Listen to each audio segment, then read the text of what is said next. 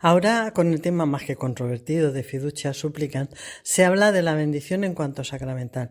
¿Pero qué son los sacramentales? Sí, es verdad. Creo que ya no es útil hablar de fiducia supplicans, porque sería reiterar lo dicho por tantos sacerdotes, obispos, conferencias episcopales, cardenales. Es decir, no se puede bendecir un vínculo pecaminoso, simplemente porque es un contrasentido. No hace falta teología profunda alguna, basta la más simple lógica.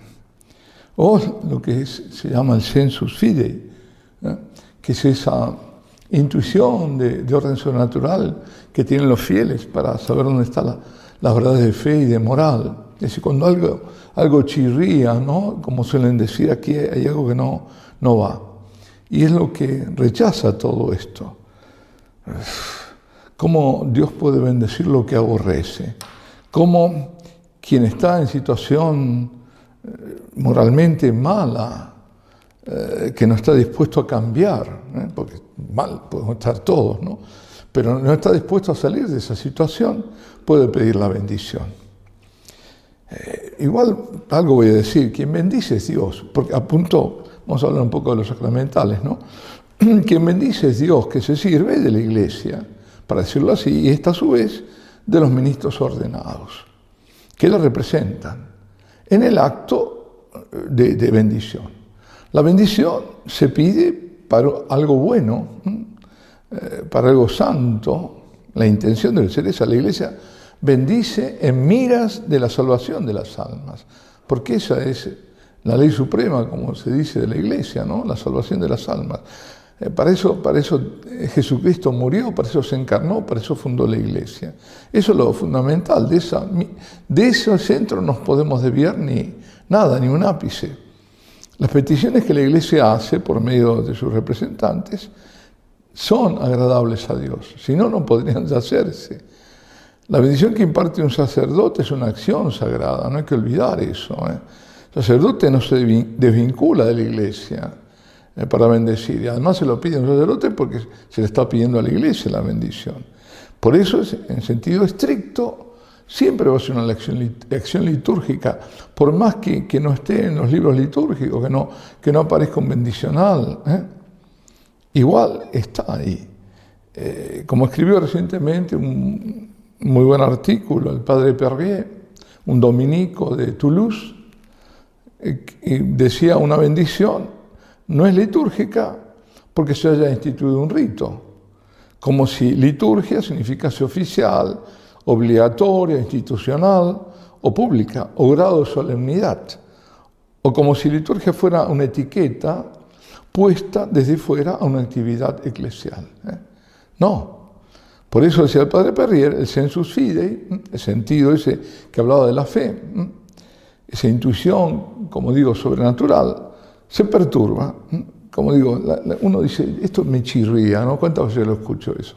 Eso es el sensus fidei, o sensus fidelium, el fiel que se da cuenta.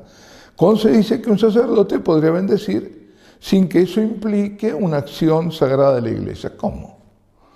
¿Solo porque no hay un ritual específico para el caso? El sacerdote no puede de modo alguno bendecir lo que Dios no bendice. Bueno, yo creo, dicho esto, no hay que redundar, simplemente para no caer en sofismas, ¿no? que quieran entrampar realmente. Uno tiene que estar, nosotros como los pastores, alertando y no dejando pasar estas cosas. Pero hablemos de los sacramentales. Pues, ¿qué son los sacramentales? Son signos sagrados en un sentido de imitación, análogos en algo a los sacramentos. O sea, análogos, ¿qué quiere decir? En sentido comparativo. Y esto quiere decir que en algo se parecen y en algo no se parecen. Difieren, y debo decir que difieren en mucho. Pero hay algo que sí se parece. Y con esto de las analogías debo andar con cuidado. ¿Por qué? Porque cuando opiné que quienes erigen en decir cuándo una misa es válida, y lo hemos escuchado, algún sacerdote y muchos laicos, no vayan a esta misa, no, esta no es válida. ¿No? Pero ¿quién eres tú? Según el cum o no cum, yo dije que eran como los donatistas.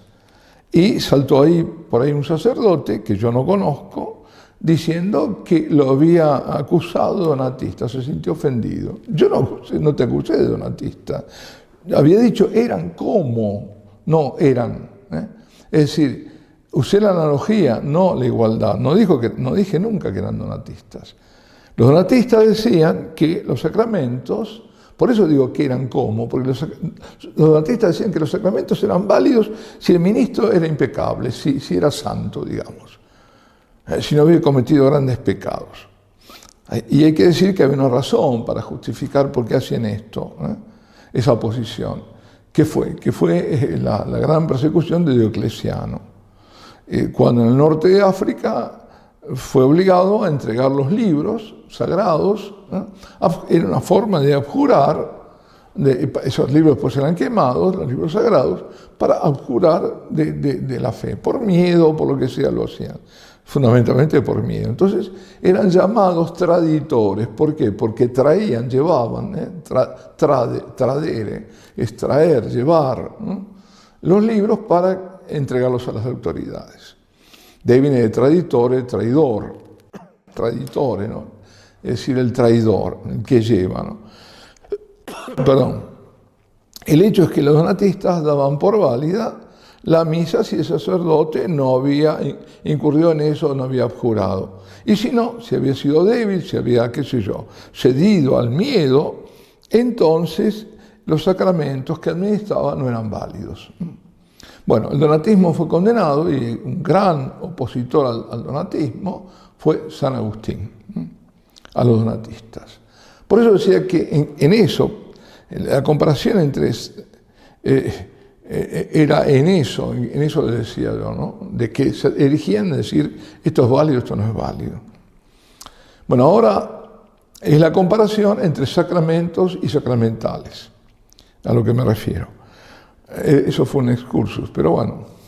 Los sacramentales se parecen a los sacramentos ¿en qué? En que por ello, mediante siempre la intercesión de la Iglesia, las personas pueden recibir gracias, sobre todo espirituales. Y esas gracias, ¿a qué sirven? Predisponen a un camino de santidad, un mayor efecto de los sacramentos de la Iglesia. Es decir, si recibo esta bendición, bueno, para algo es, ¿no? No es para lucrar beneficios materiales, sino para vivir mejor mi fe y para aprovechar más de los sacramentos, sobre todo la Eucaristía, bueno, y la confesión, por supuesto. Es decir, contribuyen a la santificación de las personas. Los sacramentales comprenden siempre una oración, que muchas veces es acompañada por gestos. Por ejemplo, la imposición de manos, por ejemplo, la aspersión del agua bendita u otros, ¿no? Sin embargo, además, aquí empezamos con la diferencia. Los sacramentos, voy a usar términos técnicos, pero voy a explicar de qué se trata, son distintos porque confieren las gracias ex opera operato. ¿Qué es esto? Es de la obra obrada en sí misma, por el hecho que obra, porque quien obra es Cristo en el sacramento. Entonces, por el hecho de él, por el solo hecho de ser administrado ya, actuando Cristo mismo, está obrando. Ahora, obrará más o menos de acuerdo a la disposición del que lo recibe. Pero, por ejemplo, un niño que es bautizado, un recién nacido, es un ex opera operato. ¿Por qué? Porque el que está bautizando es Cristo. Y ese niño recibe las gracias del bautismo. Y recibe la fe, recibe la esperanza, recibe la caridad, recibe todo eso, recibe el Espíritu Santo. Si lo hace de grande, bueno, tendrá ahí más conciencia, lo habrá pedido de grande y tendrá probablemente, Dios lo sabe, más efecto. Pero igual siempre va a estar. En cambio, los sacramentales son categorías que también hay que verlas no estrictas, porque también influye, por ejemplo, qué sé yo, me voy y me confieso. Pero si no estoy arrepentido, si no me dan la absolución, pero si mi contrición no es total, sí, pero no, bueno, sí. No digo si voy para nada, eso no tiene ningún efecto, por supuesto. Pero el que, bueno, contribuyo, pero no mucho. Sí, bueno, no quiero volver a caer, pero tampoco hago mucho esfuerzo para no caer. Entonces, claro, la gracia no va a ser tanta como cuando yo realmente me meto con todo, que no lo quiero, que abjuro del pecado. Y bueno, entonces decía que los sacramentales son en cambio ex opera operanti. ¿Qué quiere decir? De la obra del que obra, no por la obra misma, sino por el que obra, que sea, depende de la eficacia de la eficacia de quien lo recibe y también muchas veces de quien lo confiere.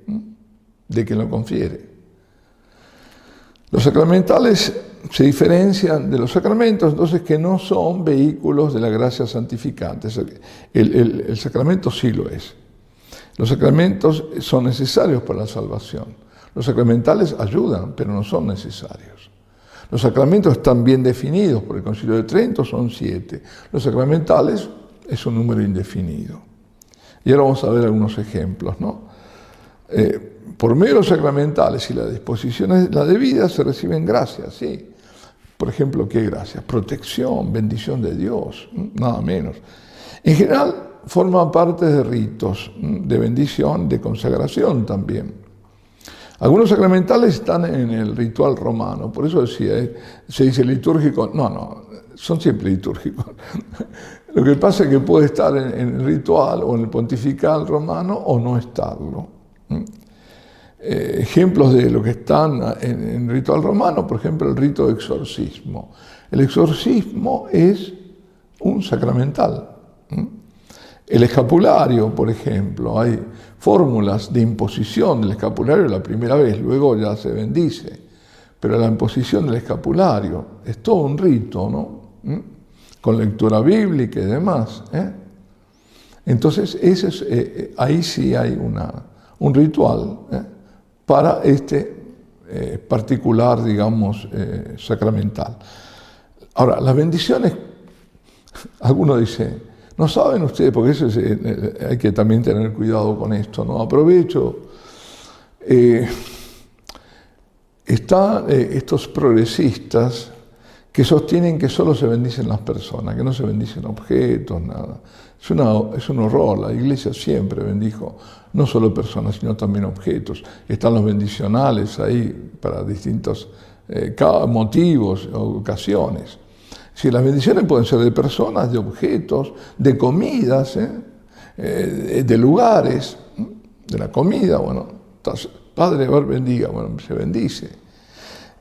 También los exorcismos se hacen sobre personas, pero también sobre objetos, para alejar la presencia demoníaca de una casa, por ejemplo, una infestación diabólica. Ejemplo de bendiciones de personas. Por ejemplo, se bendice, que no es un sacramento sacramental, el abad, la abadesa, cuando tomó posesión, digamos, del cargo, para decirlo así, se los bendice. O la consagración de vírgenes, el orden de las vírgenes, Ordo Virginum. No es un sacramento, es un sacramental, Ordo Virginum. O de las viudas también había. La profesión religiosa, la bendición de ministerios, la bendición de la tonsura. Todavía ahora están los de Fraternidad Sacerdotal de San Pedro. O, por ejemplo, la talares y la sotana. O qué sé yo, se bendice el acolitado, se bendice el lectorado. Estoy hablando de personas, perdón. Entonces, dejemos de lado la sotana, pero sí el acolitado, el lectorado, a los catequistas, son sacramentales. No el diaconado, Ya el diaconado, como el sacerdote, ya son sacramentos. Es el sacramento del orden, ya eso no es sacramental. Y está, ahora sí, la bendición de objetos, por ejemplo, los objetos sagrados, el cáliz, la estola,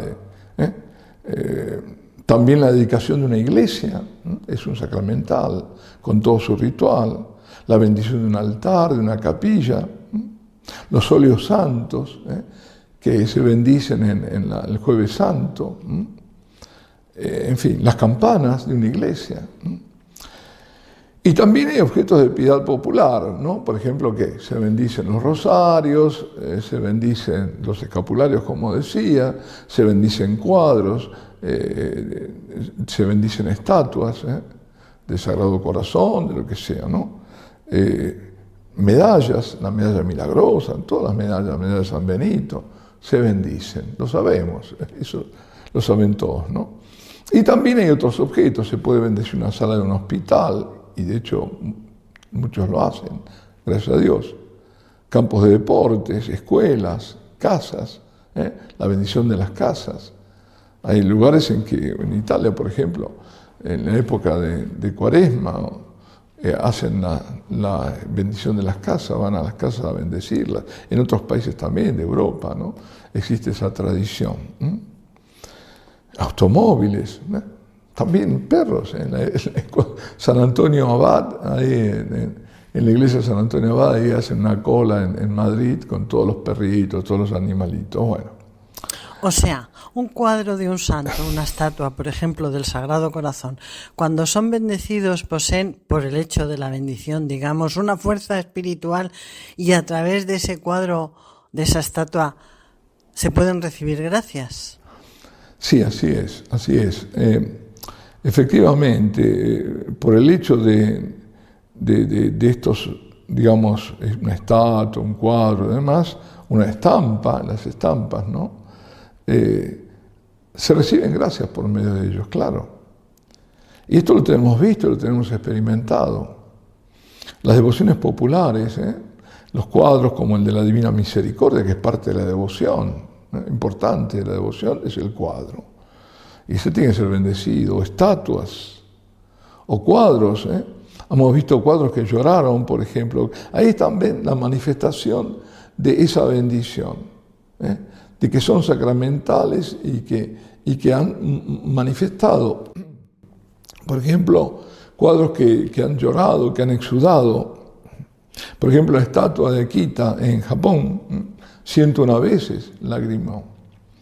Esa, dicho sea de paso, es una representación en madera, esculpida por un budista además, con rasgos orientales, pero representa a Nuestra Señora de todos los pueblos de Ámsterdam. Están todos vinculados. Las lagrimaciones del cuadro de Siracusa, de la Virgen, que está aprobado ese. La portaitisa, ¿qué es la portaitisa? Bueno, yo la conocí en Buenos Aires, en la iglesia ortodoxa rusa. Y es un ícono, decimos nosotros, un icono que yo la vi exudar. Le vi en un momento que exudaba miro. ¿Qué es el miro? Bueno, el miro es lo que nosotros decimos el aceite del óleo crismal, que es perfumado con bálsamo. Ellos también, igual, los ortodoxos. Y además me acuerdo, se cantaba la catistos. La catistos quiere decir de pie, porque es catistos. Catistos es sentado y de pie. De pie se canta este himno, que es largo, y en momentos que subía el himno, se olía más, y estaba el cuadro de la portaitisa, ese icono de la Virgen, con un vidrio, y se veía cómo saltaba hacia el vidrio el aceite, el óleo, y después lo recogían abajo, y después bendecían el sacerdote ortodoxo con un pincel a las personas, las ungía. Yo también fui ungido. E incluso a mí me regalaron un pedazo muy grande. Bueno, gracias a Dios, porque yo con ese le ungí a mi madre en el momento en que moría. Bueno, no pensaba que iba a decir todo esto. ¿Qué es la portaitisa? La portaitisa es un icono decimos nosotros, o icono, ortodoxo, como dije, del monte Athos. Se llama portaitisa porque es la guardiana de la puerta del monasterio de Iberia, monasterio de Iberia del monte Athos, Iberia con V, con B corta. Es la que guarda la puerta del monasterio. O, por ejemplo, la que lloró también sangre, la estatuilla de la Reina de la Paz traída de Medjugorje en Civitavecchia. Todo está vinculado. La de Akita con Ámsterdam, la de Civitavecchia con Medjugorje. Pues todas estatuas, cuadros, iconos habían sido bendecidos, todos, y manifestaban exteriormente una presencia espiritual de la Santísima Virgen, en algún caso de nuestro Señor. Justamente los iconos tienen todo un culto. ¿Por qué? Porque hay una presencia espiritual.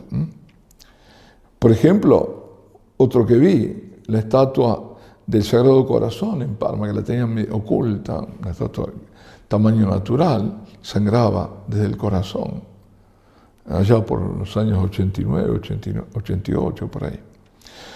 Por eso, no puedo digerir cuando se ataca un sacramental.